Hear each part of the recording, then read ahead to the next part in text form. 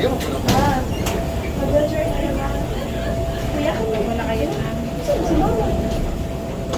mag-i-event siya.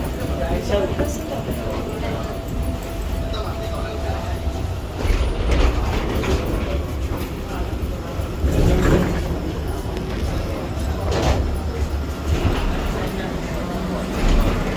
sa Pilipinas.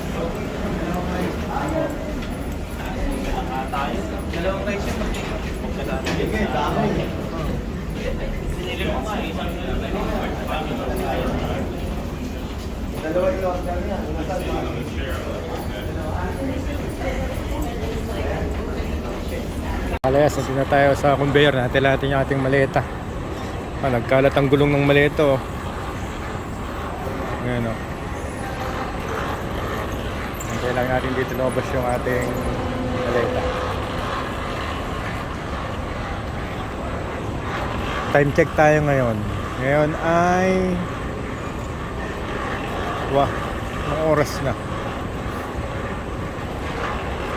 3:09. Alias 3:09.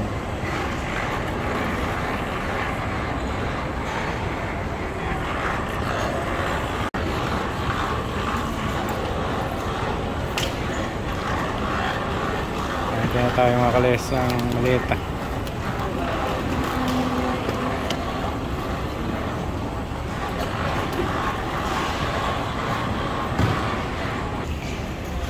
Ito na mga kalayas yung sa atin, nakalampas na pala.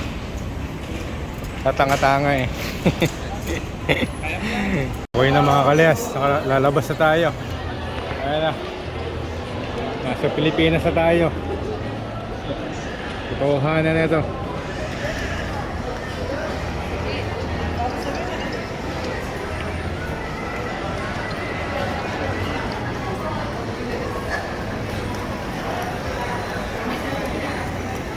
Hinahanap lang ako mga kalayas.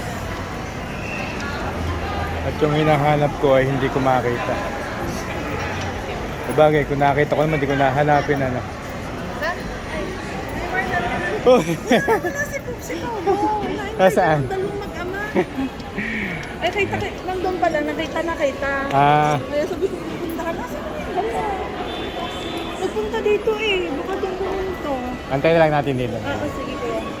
Aanin ko tatawagan. Vale. Hindi na pa nakatuyo dito yung dalawa eh. Time check tayo mga kalayas, 3:41. 3:41, dito na yung aking sundo. Ayan.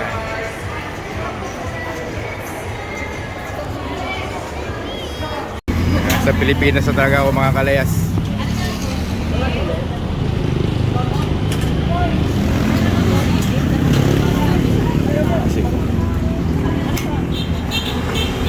Yun, magandang buhay mga kalayas. Time check tayo, 4:32 AM dito sa Pilipinas. Mga kalayas, hindi ako nakakatulog dahil gawa ng jet lag. Siguro isang oras pa ako nakakatulog. Ngayon, mamalengke tayo. Pupunta tayo ngayon dito sa palengke ng Lucena. Ayan, eto tayo mga kalayas. Ngayon tayo dito sa isdaan mga kalayas. At namimiss ko ang sariwang isda. Ito ang bayan namin ng Lucena. Ito ang syudad namin dito sa Quezon. Ayan. Ito mga kalayas. Good morning Quezon.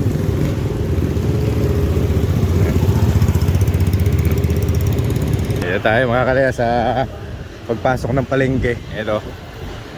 Ayan.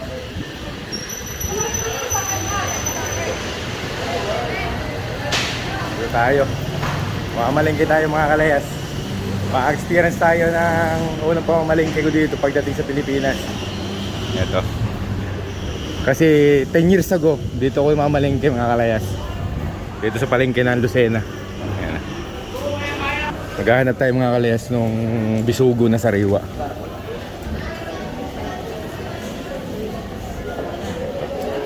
Dito tayo sa isdaan mga kalayas.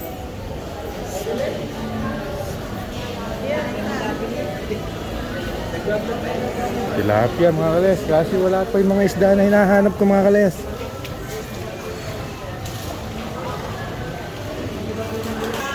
Ito mga kalayas, ito alam ko ito yung tawag ito sa isdang itituko. Ayan. Tuko ang tawag diyan mga kalayas. Baka hindi nyo alam. Masarap yan, ilaing yan, malaman yan. No? Ito paborito ng asawa ko, baga-baga mga kalayas. Social na rin ang palengke dito mga kalayas. Naka-escalator na rin. Oh. Para na rin ako nasa Spain. Dito tayo mga kalayas sa karnehan at saka manukan. Wala pa yung hinahanap kong isda mga kalayas. Ito naman pala yung karnehan, itong itaas. Dito puro karne naman. May patay sa karne mga kalayas.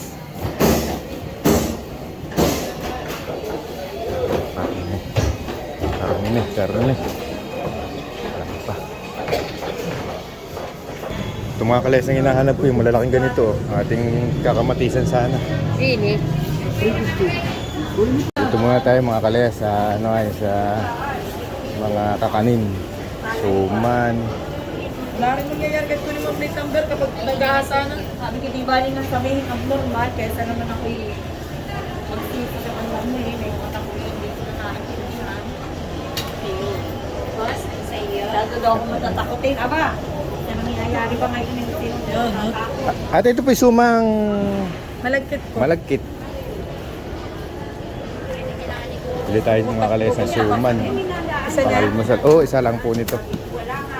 Magkano po ang puto ninyo? 60. Ito pong isang ganito. Aha. Ito 60 rin, 5 piso isa. Kukuha nga po ako nitong isa nito. Pati mga kalayas pera, hindi ko na rin alam mo.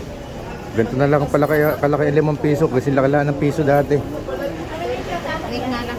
Ay, wag po at sasabawan ko lang naman po 'yun. Ayan mga kalayas, patimbang natin kung magkano 120. Tatlong word.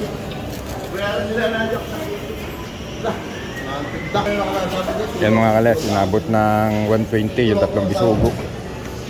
Yan natin yung kakamatisan. Dadako naman tayo mga kalayas sa kabilang palengke. Titingin tayo doon. At naman tayo dadaan natin mga kalayas yung prutasan. Ito oh. Ayan. Mga kalayas ang kamatis. Ito. Magkano po ang kamatis? 160. Kuha rin tayo mga kalayas ng luya. Tsaka po ito. 42. Ito mga kalayas, nakakita tayo yung pechay. Magkano po ang tali ng pechay? 20. Pakuha nga po ko ng isa. Ayan, 20 daw mga kalayas ang pechay. Mga kalayas, naninibago ko sa pera natin dito sa Pilipinas. Oh. Tamang bariya, 20, 5, tapos 10. Ito 10 ata ito eh. Ayan. Naninibago ko mga kalayas kasi dati hindi ganitong pera. Pare-parehas mga kalayas ang isda. Kumbagay ano ay. Na-reflect lang sa ilaw kaya akala mo mga sariwa pero wala talaga. Talagang pare-parehas nga lang.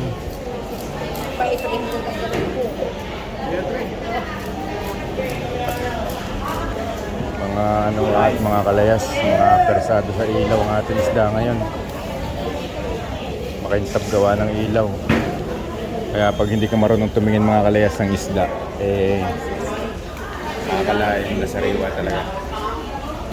Pero itong mga isda ito, yung mga ano na, mga isang araw pa. Hindi naman sa paninira mga kalayas, pero syempre, taga kabindangat din ako.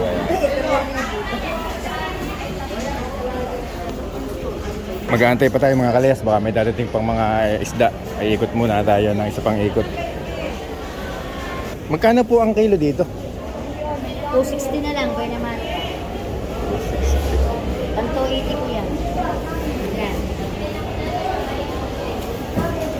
Kukuha lang po ko ng ilang piraso lamang po nanay. Mga 4 na piraso lang po gato ko lang. Hindi ako naman ng 4 na piraso.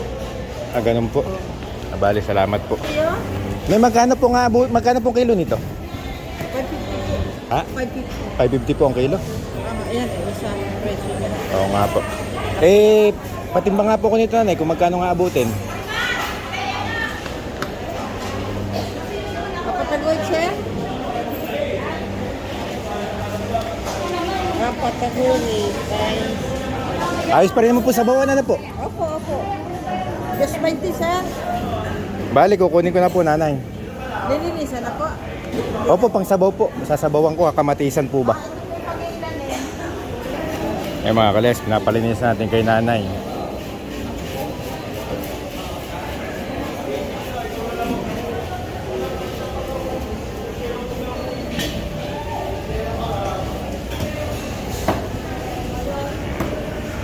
Bali na, magkano po? 220 na po. Okay na mga kalayas, nakapamalingki na tayo. Mga kalayas, nakapamalingki na tayo. Tayo pauwi naman na ngayon ng bahay. At mag-aalmusal naman tayo. Dito pa rin tayo mga kalayas sa, sa palengke ng Lucena. Eto.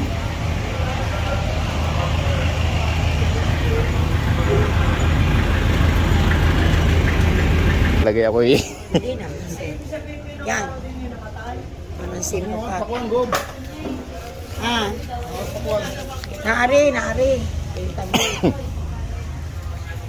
Ayan mga kalayas, 100 yung Ah. yung ilang piraso yan, 2, 4, 6, 7 7 pieces mga kalayas.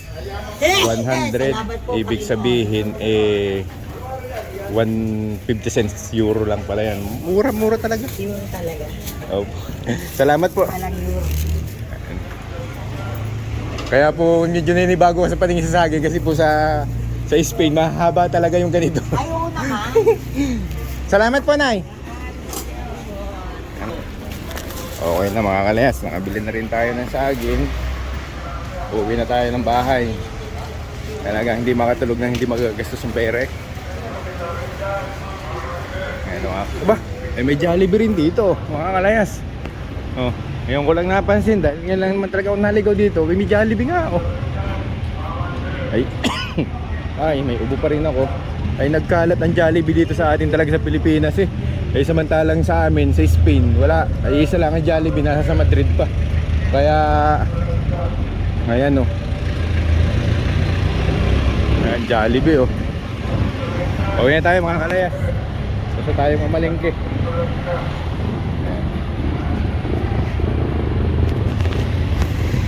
Okay mga kalayas, time check tayo.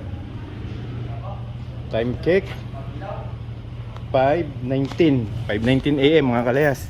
Mga kalayas, alam nyo ba na ito lahat ng laman ito. Ito lahat, itong isang bag na ito nagkakahalaga ng 10 euro. Kung i-convert natin sa euro, maabot lang ito ng 10 euro. Ito lahat na to. Medyo kung tutuusin, kung halimbawa katulad ko, galing ako sa ganun na bansa, mura na to. Pero pagdating talaga dito sa atin sa Pilipinas, medyo may kamahalan na ang presyo nito. Pero parehas lang, gawa ng inflation. Pero para sa akin, sanay ako dun sa bansa na pinanggalingan ko na ganun ang presyo, aabutin talaga ito ng mahal. Ng mura, mga kalayas. Mahal pati yung mura, mga kalayas. Mga kalayas, nandun na tayo sa bahay. Mag-umpisa na tayo magluto ng lutong maubani na sinabawang isda. Ang laon nito ay kamatis at luya. Ayan, papakuluan lang natin mga kalayas. Tapos saka natin lalagay yung ating isda. Ang laon nito ay asin lang at saka bitchin lang. Ayan, papakuluan lang natin yung mga kalayas. Tayo natin. Ito na yung isda natin nabili oh. Ayan. 3 pirasong bisugo. Tapos itong kulay pula na ito, red grouper ito. Ewan ko kung red grouper man tawag dito, hindi ko nalimutkan ng mga pangalan ng isda mga kalayas. Ayan.